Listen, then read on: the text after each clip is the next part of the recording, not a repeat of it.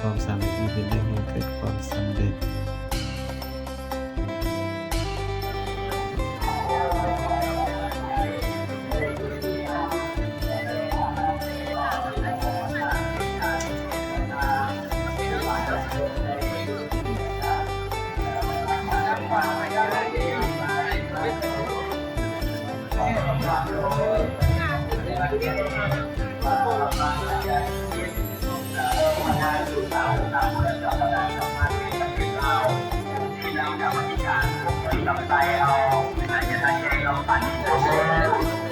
กรรมการสื่อข่าวสองประธาน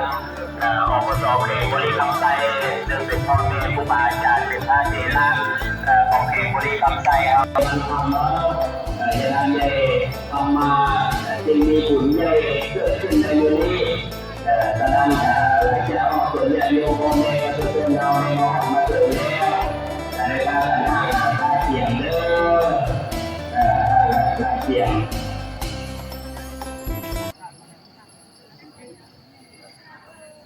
ยังนายไปกับฟังไหลกับคนไทยในยุคนี้เดียวกันพูดโทรกันที่ด้านนอกที่เอาบ้านคนละลูกกันเนาะตอนนี้ญาติโยมเอากับมาโลท่าหลายคนหลายอันนี้ก็คืออันที่โลท่าพระธาตุภูเวียงพระธาตุภูเวียงพระธาตุภูเวียงเทียนพระพุทธรูปเจเจสัทธาลูกหลานญาติโยมเราทุกคนทุกทางเด้อได้พร้อมเพียงกันออกมานั่งเป็นหันเป็นแถวสองฝากทางนั่งเป็นหันเป็นแถวสองฝากทางเด้อครูบาอาจารย์เขาเพิ่นกระสับแบ่งเส้นบิณฑบาตสองสาย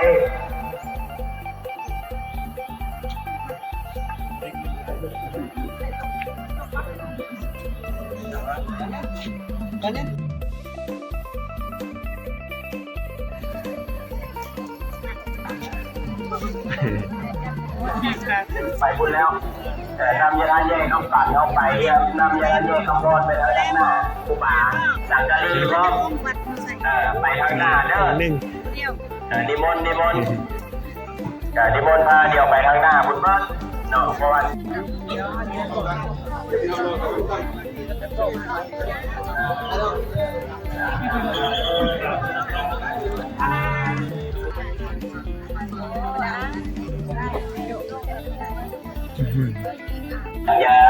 จาก USA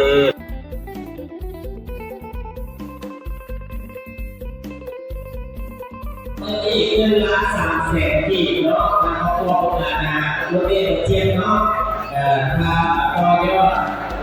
มาเติม1,300,000ที่สาธุอยู่ทางบุษเด้อครอบครัวทางรวมทั้งอีกทางโอ้เรายกอีก400,000ที่เด้อมาสาธุที่สาธุทำบุญให้แก่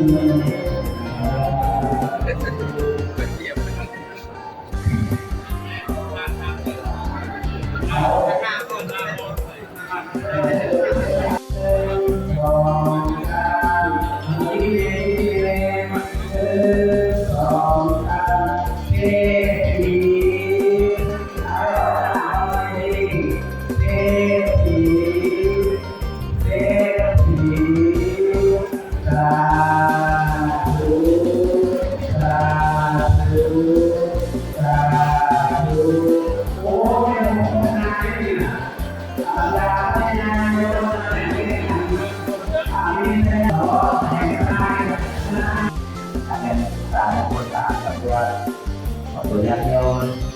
ตั้งใจพักผ่อนก็กันเลยอันเกตุกมันปัจจัยวิญญาณการโภปฏิการขันตุอาจารย์ตังสารังสาเรสารวิสุทธิสังเกกายธรรมังวจีธรรมังมโนธรรมังสัพพะปัญญุทังมโหติกายอย่าทำไม่ออกเลยเราคุยฟังเลยเราพร้อมที่จะ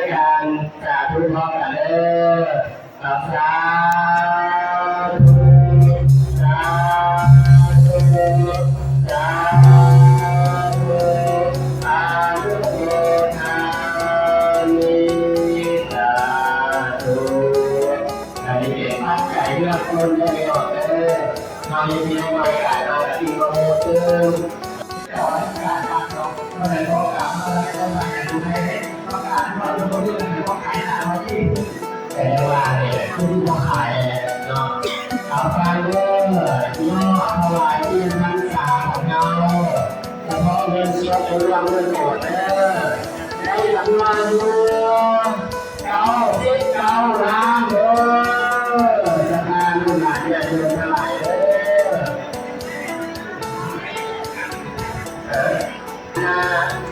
อะไรๆจะเก่งแล้วจะดีร้อยหลายไม่ได้ที่เราคนบอกว่าหลายคิดให้1 ล้านให้100 ล้านสาธุอภิธนา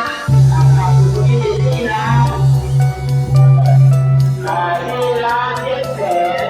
เพราะการที่เรารวมไปแล้วเมื่อนาเรื่องการเงินเรื่องก็รวมไปแต่ตาเดียวเนาะแต่เดียวจะเป็นทองก็ยกอีกเอาผู้บริษัทสาขานี้กับครอบครัวเดียวเดี๋ยวเวลา2 ล้านก็ไม่เหมือนกันเนาะเวลา2 ล้านที่งานการวิไลละ5 แสนที่ขาดเรื่องนี้เดี๋ยวอะไรเราต้องไปยอดเดียว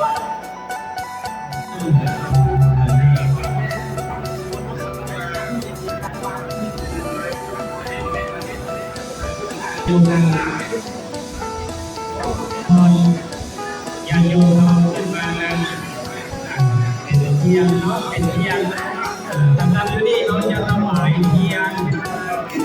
หรือเดินที่จะถวายน้ำตา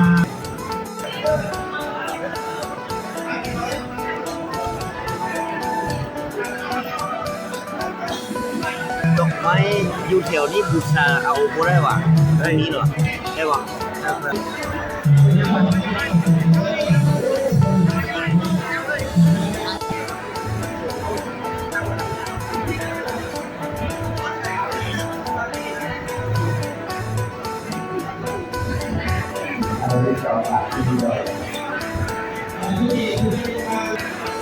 โหล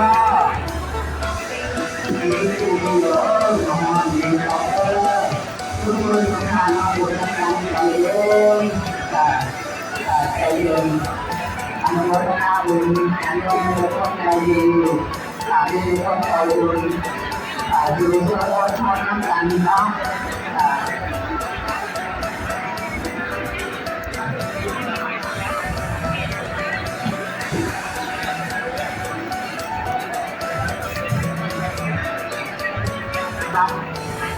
ของ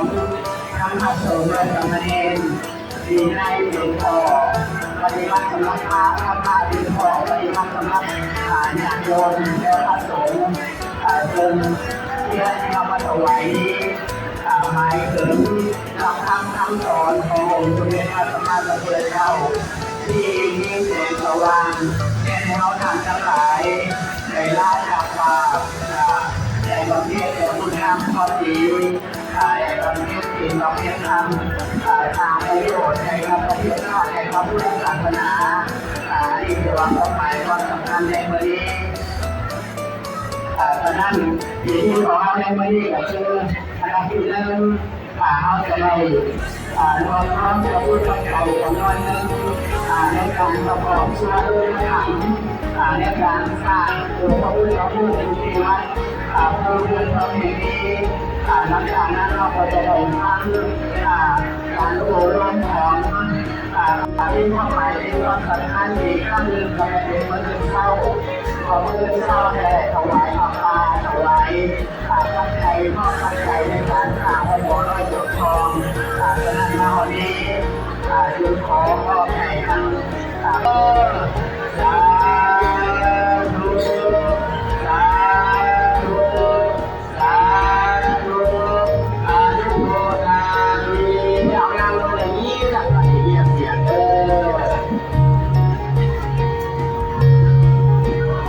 ในการทำงานในวันนี้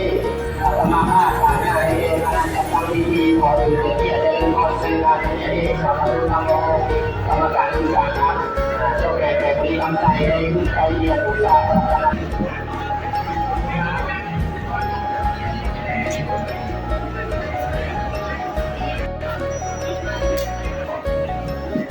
เรื่องต่อไปเลย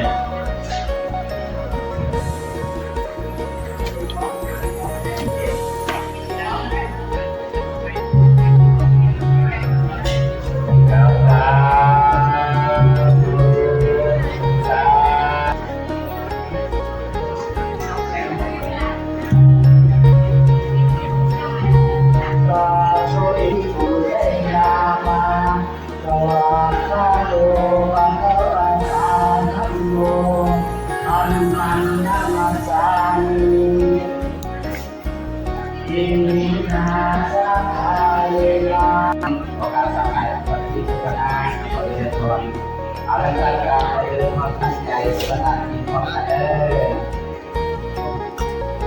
นะโมตัสสะภะคะวะโตอะระหะโตสัมมาสัมพุทธัสสะนะโมตัสสะภะคะวะโตอะระหะโตสัมมาสัมพุทธัสสะนะโมตัสสะภะคะวะโตอะระหะโตสัมมาสัมพุทธัสสะธัมมังสรณังคัจฉามิอิยังปิธัมมังสรณังคัจฉามิลูกหลานญาติโยมเพราะว่าเพิ่นกำลังสร้างพระนอนความยาว10 เตาเนี่ยศรัทธาลูกหลานญาติโยมการนำพากันเพิ่นกำลังสร้างอยู่เทิงหอและเฮ็ดให้หอไม้เฮ็ดสำเร็จแล้วหอสร้างแต่ว่าอย่างองค์พระราคาสร้างองค์พระนี่มูลค่าอยู่700 ล้านกีบเฉพาะค่าสร้างนี่และก็พร้อมด้วยหอพิพิธภัณฑ์เขาแก่คนนี้คำไซเฮา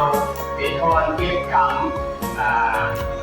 ยีบกองประเพณีเมื่อยเฮาท่าเพเรื่องเก่าหูฮานเป็นที่สำคัญในเกเมื่อเรียนทองเฮาโดยเฉพาะโดยรวมก็คือแฝงบริกรรมใจที่ประเทศเราอันนี้เพื่อประเทศชาติทางเรือฉะนั้นแล้วอยากจะเลยมาเดินทางเลยมาลงกันว่าอันนี้ผู้ชายอยากเก็บอะไรนี่จะได้ดูไว้ขายหน้าขายตาประเทศนี้กันเกี่ยวกับเราด้วยยังไงเขาเมาอันที่เราเล่าเรื่องเนาะตา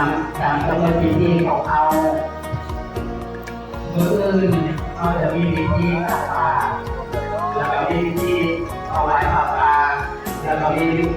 ก็หมายถึงพิธีครอบคืนในการทำข้าวหอมในเรื่องเรียกว่าเมื่อนี้สถานที่แห่งนี้เป็นสถานที่สำคัญของเมืองเอกทองและเป็นสถานที่สำคัญของเขตบริษัทใจนิดนึงดังนั้นในทางประธานอบตเมืองเป็นประธานคนทองประธานอบตเองประธานอบตเมืองเอกทองเป็นปาอาจารย์นักพัฒนาปาอาจารย์ก็เลยคิดว่าเมื่อเอามาถึงสถานที่เกินการรักษาพัฒนาในเมื่อนี้เลยคิดว่าเราจะประกอบส่วนในการเอาไว้จะเป็นทางน้ำไฟหรือว่าการบำรุงวัดดังนั้นพระอาจารย์นี้เราพ่อนี้เนาะพระอาจารย์ที่เป็นส่วนพื้นก่อนพระอาจารย์จะเป็นส่วนพื้นก่อนในการที่จะบริจาคในการที่จะทำอาชีพพระอาจารย์ชน้อยพระอาจารย์เป็นส่วนพื้นก่อน5 ล้านกีบเนาะแล้วท่านที่ให้ก็ร้อยผู้เดียวก็คืออาจารย์มาเลยใหญ่ว่าจะได้กระบายจังซั่นพระอาจารย์อุทัย5 ล้านกีบสาธุเดี๋ยวสมัยนี้นะครับท่านสมัยเดี๋ยวพระอาจารย์ก็จะโอนเข้าบัญชีที่มาโอนของเงินนั่นก่อนที่ท่านใดอยากจะมาสมทบคนละ10,000 ก่อนที่จะทำการการโอนของท่านเจ้าเองคือจะให้ท่านสบายได้มาสมทบเรื่องการของเราอาจารย์เขารอเด็กเรามันไม่เอาพระก็จะอาจารย์เด็กเราพาก่อนนะจะยินว่าเราพูดกันสุดท้ายมาว่าหลายกว่าอาจารย์ครับโอ้ผมก็จะเรียนให้เรายกแข่งมือการใช้เวลาไม่ได้อย่างนี้เราพอเราใช้เวลาต่อยอดไปถามว่าให้จะได้ต่อยมันต่างมากเลยอยากดูเนี่ยขออนุญาตนำการประธานครับท่านขอต่อยอดส่วนทบทุนขาดมาดูเรียนกองเอา1,550,000 ท่านดีสาธุไปอีกบอกอะไรเลยเขาก็มีคนไทยใหญ่ๆเขาจะพูดสาแล้วดิสมาธิเยี่ยมอ่ะไอ้คณะอบตเมืองภูเก็ตพนทองคณะอบตเมืองพนทองก็ยอดจากงานวันสร้างเรือน5 ล้านกีบสาธุการทหารแขกก็ยอด2 ล้านกีบสาธุ5 ล้านกีบสาธุบริษัทจนขึ้นมายิ่งหล่อคนไทย10 ล้านกีบสาธุฟังยิ่งหลงบริษัทที่เราเกิดจากการพัฒนาลดล้างด้วยแสนกีบสาธุบริษัทจงเชื่อจงยิ่งพัฒนาอีก2 ล้านกีบโซนต่างๆเลยเด้อโอ้ยเก่งเลยบินตามมาอีกตามที่ต่อมาอีกเอาคนมาส่งอีกเกิดเต็ม